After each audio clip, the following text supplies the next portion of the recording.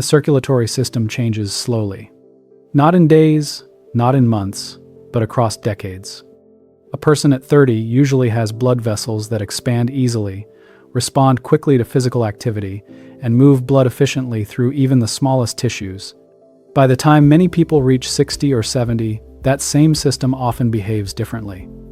The heart may still pump well, yet the blood does not move through the body with the same ease. This difference is one reason many older adults begin noticing certain changes. Colder feet, legs that tire more easily while walking, slower wound healing, or occasional lightheadedness when standing up. My name is Dr. Warren Hung, and on this channel, we look carefully at how the body actually works so that everyday health advice makes sense biologically. If you care about understanding how your body works and how to protect your long-term health, you can subscribe to the channel. The goal here is simple: explain medical science in clear, practical terms. To understand why circulation often becomes weaker after 60, we first need to understand something important. Circulation is not just the heart. Most people imagine blood circulation as a simple pump pushing blood through tubes. The heart pumps, blood moves, and the body receives oxygen. That picture is partly correct, but it leaves out most of the system. The circulatory system is closer to a vast transportation network. The heart acts as the central pump, but the real work of circulation happens inside the blood vessels. These vessels form a network that stretches for tens of thousands of miles inside the body. There are large arteries that leave the heart, smaller arteries that branch into tissues, and extremely tiny vessels called capillaries. Capillaries are the smallest blood vessels in the body. Many of them are so thin that a red blood cell must pass through one cell at a time. This is where oxygen and nutrients leave the bloodstream and enter tissues. Muscles receive energy, the brain receives oxygen, skin receives nutrients needed for healing. So when doctors talk about circulation problems, they are often not referring to the heart itself. They are referring to how well blood moves through this enormous network of vessels. To understand this better, imagine a city water system. There may be a powerful pumping station sending water outward, but if the pipes become narrow, stiff, or poorly regulated, the water pressure at distant neighborhoods can become weak, even if the pump still works. The body works in a similar way. The heart pushes blood outward through arteries, which are flexible blood vessels designed to expand slightly with each heartbeat. That flexibility helps smooth the flow of blood so that tissues receive a steady supply rather than sharp bursts. The inner lining of these vessels plays a very important role. This lining is called the endothelium. The endothelium is a thin layer of cells that sits inside every blood vessel. These cells release chemical signals that tell vessels when to relax and widen, and when to tighten slightly to maintain blood pressure. One of the most important signals produced by these cells is nitric oxide. Nitric oxide is a molecule that tells blood vessels to relax. When vessels relax, they widen. When they widen, blood flows more easily. You can think of nitric oxide as a message that says, "Open the road, let blood pass through." When this signaling works well, blood circulation adapts quickly to the body's needs. During walking, vessels in the legs widen to supply muscles. During digestion, vessels in the digestive system receive more blood. During thinking or concentration, the brain receives increased circulation. This ability to adjust blood flow in real time is one of the reasons the human body functions so efficiently. But this delicate system depends on the health of the blood vessels themselves. Over time, several biological processes begin to affect those vessels. The walls of arteries can slowly become stiffer.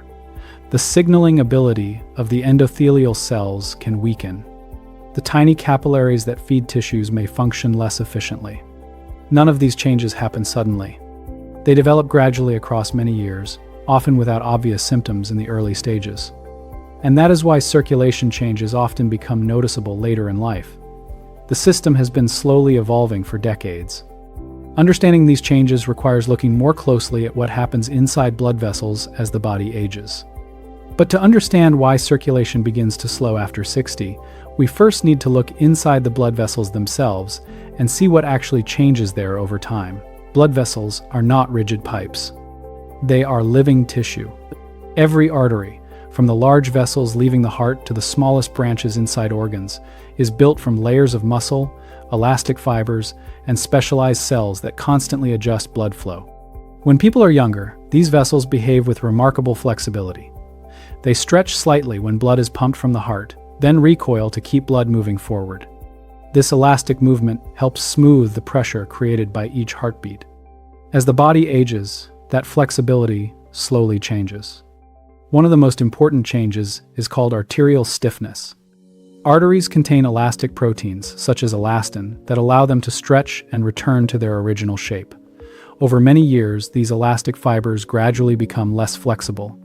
At the same time, another structural protein called collagen becomes more dominant in the vessel wall. Collagen is strong, but it is not very elastic.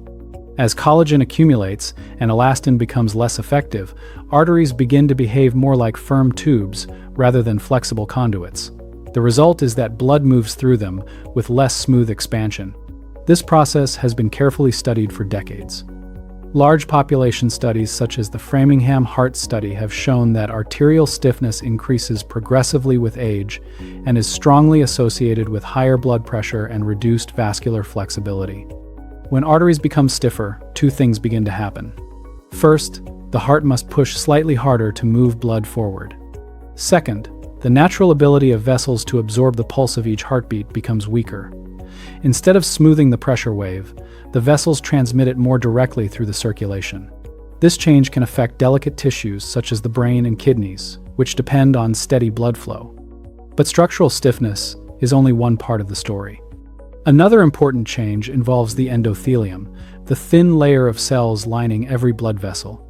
Earlier we discussed how these cells produce nitric oxide, the molecule that tells vessels to relax and widen when tissues need more blood.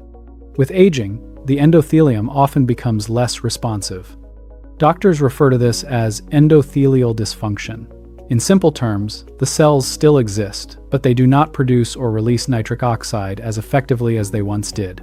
Without strong nitric oxide signaling, blood vessels lose part of their ability to widen quickly when tissues demand more oxygen.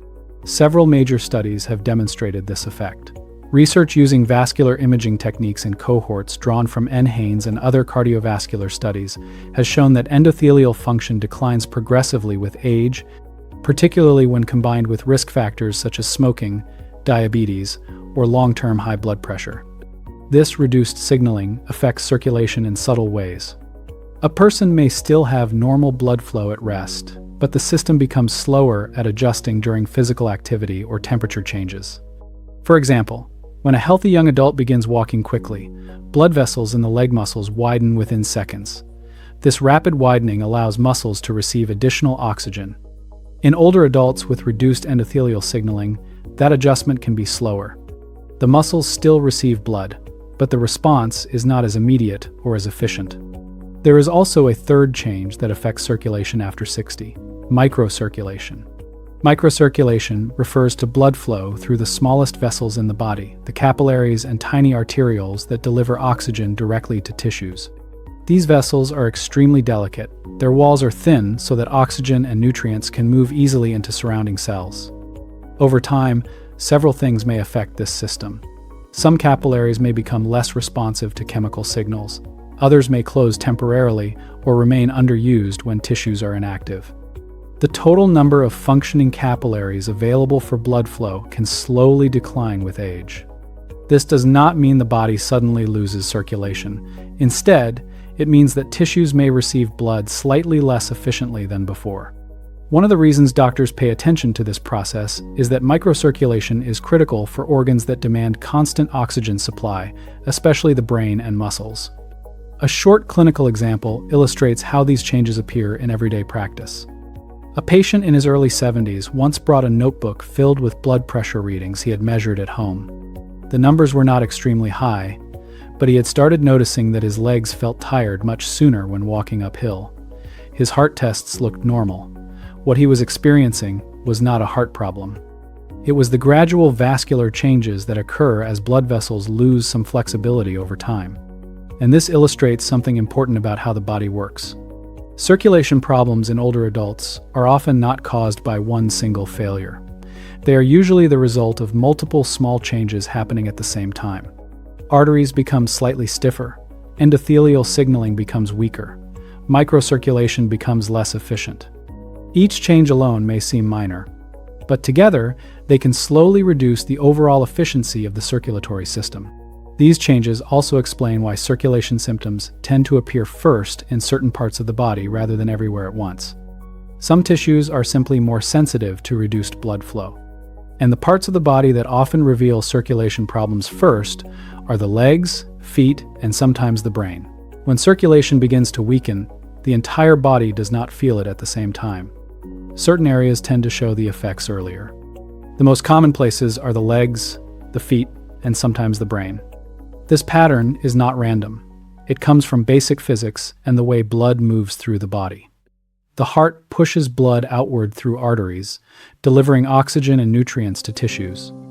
After this blood passes through capillaries, it must return to the heart through veins. In the upper body, gravity helps this process. Blood leaving the brain and arms can travel downward toward the chest with relatively little resistance. The legs face a different challenge. Blood traveling to the feet must move downward through arteries, but the return journey must move upward through veins against gravity. To manage this, the body uses several clever mechanisms. First, veins in the legs contain small one-way valves. These valves open to allow blood to move upward toward the heart and close to prevent it from falling back downward. Second, the muscles of the legs act like a secondary pump. When you walk, the muscles squeeze the veins slightly, pushing blood upward toward the heart. Doctors often call this the muscle pump. This is one reason regular walking supports circulation. Each step gently assists the return of blood from the legs. But as the circulatory system ages, the efficiency of this process can change. If arteries become stiffer and less responsive, blood delivery to the legs may be slightly reduced during physical activity. At the same time, if people move less often, which can happen naturally with aging, the muscle pump becomes less active. The result can be slower blood movement through the lower limbs. That is why many older adults notice symptoms such as feet that feel colder than before, legs that tire more quickly while walking, mild swelling around the ankles late in the day, slower healing of small cuts on the feet. These symptoms are often mild at first. They reflect small changes in circulation rather than severe disease. In some cases, circulation problems can involve narrowing of arteries supplying the legs. Doctors call this peripheral artery disease, or PAD. Peripheral artery disease occurs when fatty deposits gradually accumulate in the walls of arteries, reducing the space through which blood can flow. Large population research, including analyses from N. Haynes, has shown that the prevalence of peripheral artery disease increases significantly after age 60, especially among individuals with long-term smoking history, diabetes, or high cholesterol. The classic symptom of PAD is leg discomfort during walking that improves with rest. Doctors refer to this as intermittent claudication. But even in people without PAD, normal aging changes can still make circulation in the legs feel weaker than before. The brain represents another area where circulation changes can become noticeable. The brain is an extremely energy-dependent organ. Although it represents only about 2% of body weight, it consumes roughly 20% of the body's oxygen supply.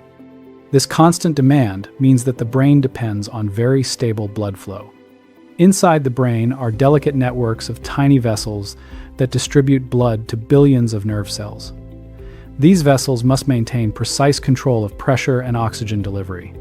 With aging, the same vascular changes discussed earlier, arterial stiffness and endothelial dysfunction, can affect the vessels supplying the brain. When arteries become stiffer, the pulse pressure generated by each heartbeat can travel more strongly into smaller vessels. Over many years, this can place stress on delicate microvascular networks. Research from large cohort studies such as the UK Biobank has shown that vascular aging is associated with changes in cerebral blood flow and with structural changes visible on brain imaging, particularly in older adults with hypertension. These changes do not necessarily cause immediate symptoms.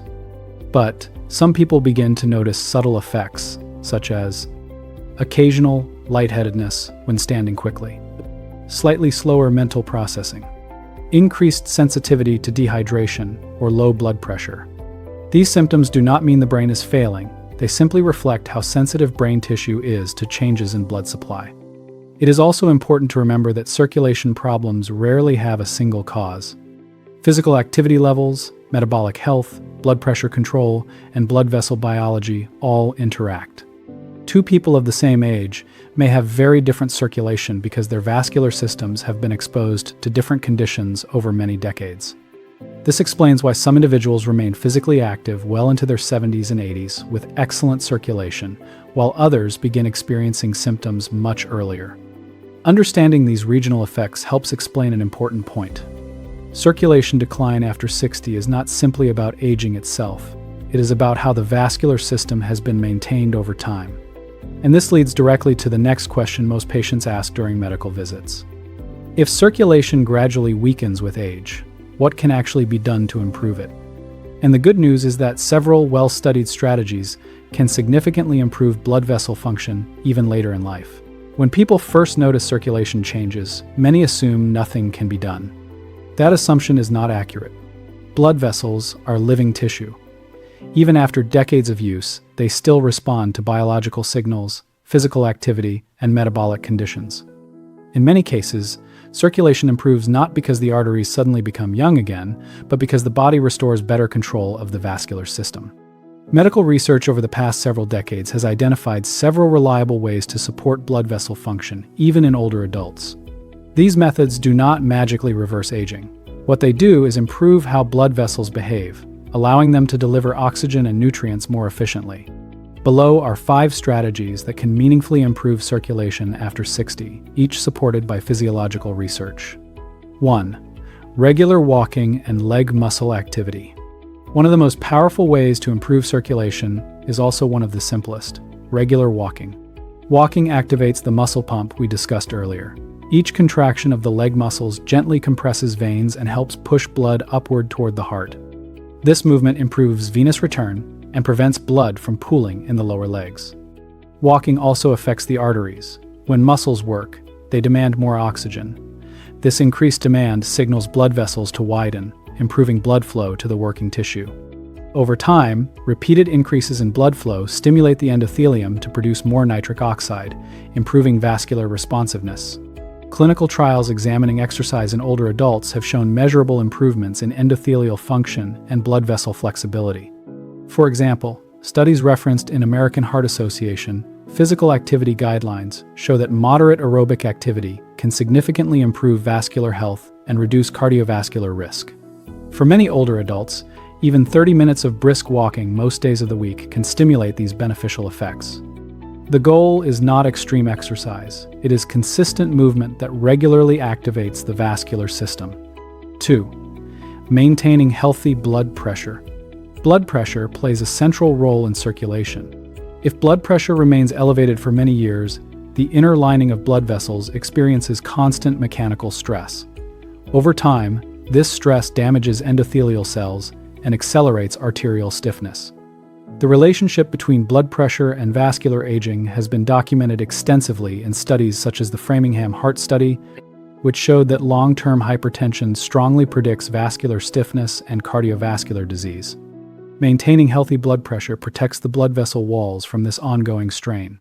Lifestyle measures that help support healthy blood pressure include reducing excessive sodium intake, maintaining healthy body weight, engaging in regular physical activity, managing stress and sleep quality.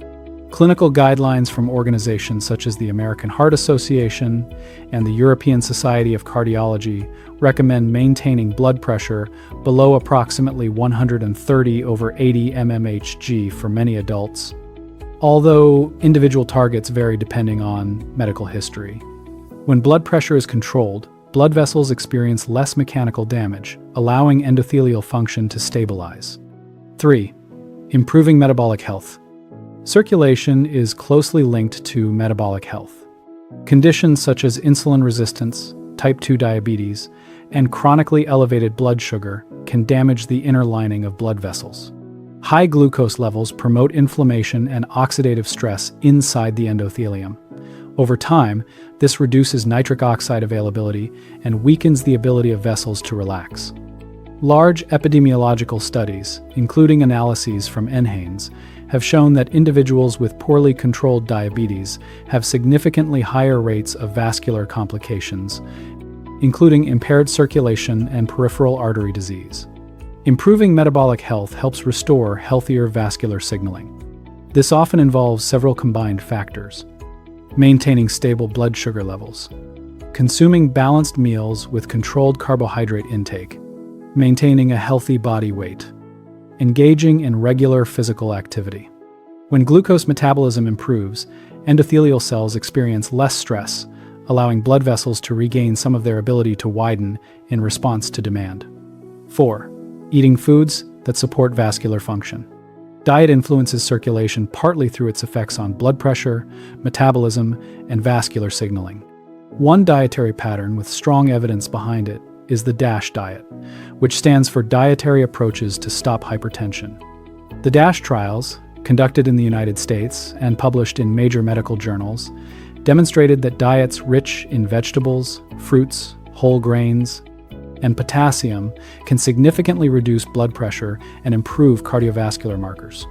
Certain foods also contain natural compounds that support nitric oxide production. Examples include leafy greens such as spinach and arugula, beets, which contain dietary nitrates, nuts and seeds, olive oil, and fatty fish. These foods provide nutrients that support endothelial health and reduce inflammation inside blood vessels. The goal is not a single superfood. It is a dietary pattern that consistently supports vascular biology. 5. Protecting blood vessels from long-term damage. Finally, protecting circulation means reducing the exposures that damage blood vessels over time. Smoking is one of the most powerful examples. Tobacco smoke introduces chemicals that damage endothelial cells, reduce nitric oxide production, and accelerate atherosclerosis, the buildup of fatty deposits in artery walls. Research summarized in reports from the World Health Organization shows that smoking dramatically increases the risk of vascular disease and circulation problems. Other long-term stressors on blood vessels include poorly controlled cholesterol levels, chronic inflammation, long-term physical inactivity. Addressing these factors does not instantly restore youthful arteries, but over time, removing vascular stress allows the circulatory system to function more efficiently. These 5 strategies share a common principle. They do not attempt to force circulation. Instead, they restore the biological conditions that allow blood vessels to regulate blood flow properly. And when those conditions improve, many people notice that symptoms such as cold feet, leg fatigue, or reduced exercise tolerance begin to improve as well. But improving circulation is not just about short-term strategies. It also requires understanding how the vascular system should be protected over the long term. Circulation problems rarely appear overnight. Most of the changes that weaken blood flow after 60 have been developing quietly for decades. Arteries gradually stiffen, endothelial signaling becomes less efficient, and metabolic stress slowly affects the vascular system. That is why improving circulation is not only about addressing symptoms. It is about protecting the conditions that allow the circulatory system to function well for many years. Doctors often make an important distinction here. There is a difference between symptom relief and vascular protection. Symptom relief focuses on what a person feels today. For example, a person may want warmer feet, less leg fatigue, or fewer episodes of dizziness when standing up. Those symptoms matter, but the deeper goal is maintaining the health of the entire vascular system. When blood vessels remain healthy, circulation improves naturally across the whole body. This is why many of the strategies discussed earlier target the biological systems that regulate blood flow rather than the symptoms themselves. Regular movement strengthens the muscle pump and stimulates nitric oxide signaling. Healthy blood pressure reduces mechanical stress on vessel walls. Stable metabolism protects the endothelium from inflammation and oxidative stress. Over time, these changes support the structure and function of blood vessels. One important concept in vascular medicine is something called vascular reserve. Vascular reserve refers to the ability of blood vessels to increase blood flow when the body suddenly needs more oxygen. For example, when a person climbs stairs, the muscles in the legs require more oxygen within seconds. Healthy arteries respond by widening and increasing blood delivery. In younger adults, this response happens quickly because the vascular system still has a strong reserve. As blood vessels age, that reserve can decline. The arteries may still deliver adequate blood at rest, but their ability to increase flow during physical activity becomes weaker. Improving vascular health often means restoring part of this reserve. Exercise, for example, repeatedly stimulates blood vessels to widen during physical activity. Over time, this repeated stimulation encourages endothelial cells to function more effectively. Clinical research in cardiovascular physiology has repeatedly demonstrated that regular aerobic activity improves endothelial responsiveness and increases nitric oxide availability.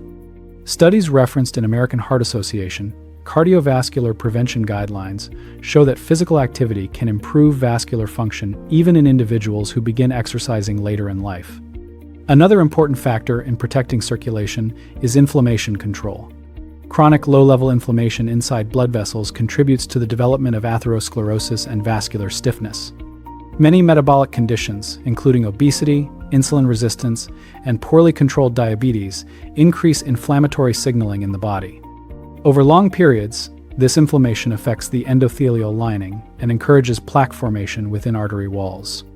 Research from large population datasets, such as the UK Biobank, has linked chronic inflammatory markers with higher rates of vascular disease and cardiovascular events. Reducing these inflammatory signals often involves improving metabolic health through diet, physical activity, and weight management. Another area doctors consider is cholesterol balance. Cholesterol itself is a normal substance used by the body to build cell membranes and hormones. The problem occurs when certain cholesterol particles accumulate in artery walls and contribute to plaque formation. This process, known as atherosclerosis, gradually narrows arteries and interferes with blood flow. Large longitudinal studies, including the Framingham Heart Study, have shown that managing cholesterol levels over time significantly reduces the risk of vascular disease. This may involve dietary changes, physical activity, or medications prescribed by physicians when appropriate.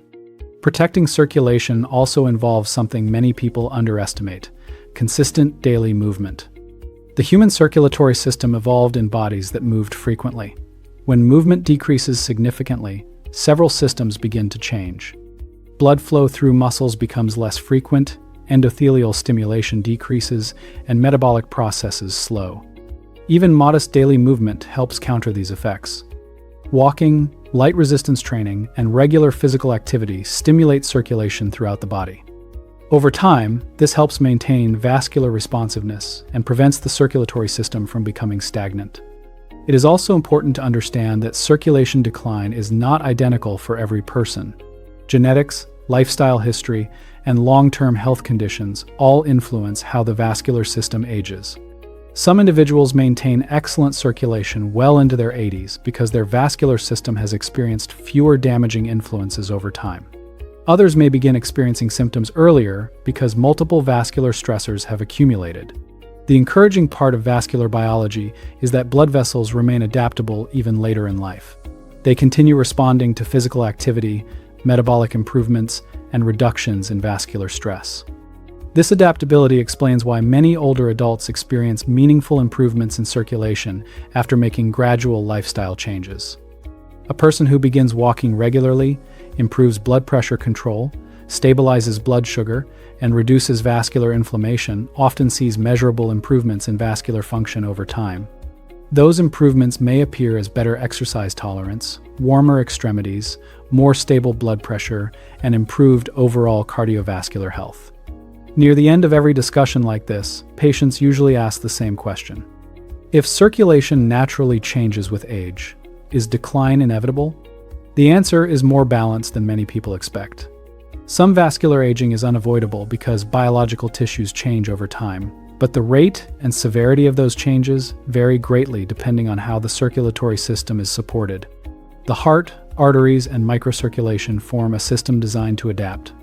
When the conditions supporting that system are maintained movement, metabolic balance, blood pressure control, and reduced inflammation, the circulatory network can continue functioning remarkably well even in later decades of life. If you want more explanations like this that help you understand how your body works and how to protect your long-term health, you can subscribe to the channel. The goal is not to promise perfect circulation forever. The goal is to understand the system well enough to support it for as long as possible.